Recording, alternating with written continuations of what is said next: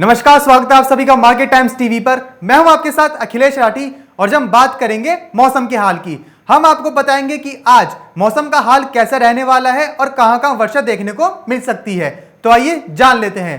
तो आज 24 घंटों के दौरान आंध्र प्रदेश, तेलंगाना, कर्नाटक, ओडिशा, गंगेय पश्चिम बंगाल, नागालैंड, मणिपुर, मिजोरम और त्रिपुरा में हल्की से मध्यम बारिश के साथ कुछ स्थानों पर भारी बारिश की संभावना है। तो वहीं आंतरिक ओडिशा, दक्षिणी छत्तीसगढ़, मध्य महाराष्ट्र, दक्षिणी गुजरात, कोंकण, गोवा, मराठवाड़ा और तमिलनाडु में हल्की से मध्यम बारिश देखने को मिल सकती है। उसी के साथ केरल और दक्षिणी मध्य प्रदेश में हल्की बारिश के भी आसार हैं। इन दिनों बंगाल की खाड़ी में उठे समुद्री तूफान के असर के चलते देश भर के अलग अलग राज्यों में अलग अलग समय पर बारिश देखने को मिल रही है। मध्य प्रदेश में रविवार की रात कुछ शहरों में 3 से 4 घंटे तक बारिश हुई थी। मौसम जानकारों के अनुमान के अनुसार अगले 3 से 4 दिनों में अभी कई राज्यों में इसी तरह से भीषण बारिश देखने को मिल सकती है। संभावित सिस्टम झारखंड और बिहार को भी 22 से 24 अक्टूबर के बीच हल्की से मध्यम वर्षा दे सकता है। हालांकि उत्तरी छत्तीसगढ़ और मध्य प्रदेश पर इसका प्रभाव नहीं दिखेगा। बंगाल की खाड़ी पर एक नया निम्न दबाव का क्षेत्र विकसित हो गया है। उम्मीद है कि यह जल्द ही और प्रभावी हो जाएगा।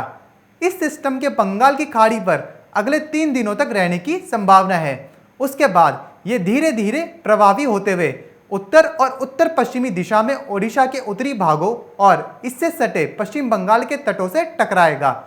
21 अक्टूबर तक यह डिप्रेशन और 22 अक्टूबर तक डीप डिप्रेशन बन जाएगा।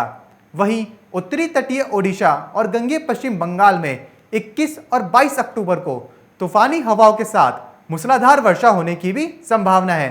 इसके अलावा यह सिस्टम बांग्लादेश, असम, मेघालय और नागालैंड, मणिपुर को व्यापक रूप में प्रभावित करेगा। इन भागों में 23 से लेकर 25 अक्टूबर के बीच भीषण वर्षा होने की संभावना नजर आ रही है। इस बीच संभावित सिस्टम झारखंड और बिहार को भी 22 से 24 अक्टूबर के बीच हल्की से मध्यम वर्षा दे सकता है। हालांकि उत्तरी छत्तीसगढ़ और मध्य प्रदेश पर इसका प्रभाव नहीं दिखेगा। अब हवा की दिशा बदली है और उत्तर पश्चिमी शुष्क हवाएं दिल्ली, एनसीआर समेत उत्तर भारत में चलने लगी हैं। हवा की रफ्तार भी मध्यम है, इसीलिए अगले 2 दिनों तक प्रदूषण से राहत रहेगी। भारत मौसम विभाग आईएमडी के अनुसार अलग अलग स्थानों पर भारी से बहुत भारी वर्षा भी तटीय आंध्र के ऊपर होने की संभावना है। 21 अक्टूबर को ओडिशा में तेज बारिश देखी जा सकती है।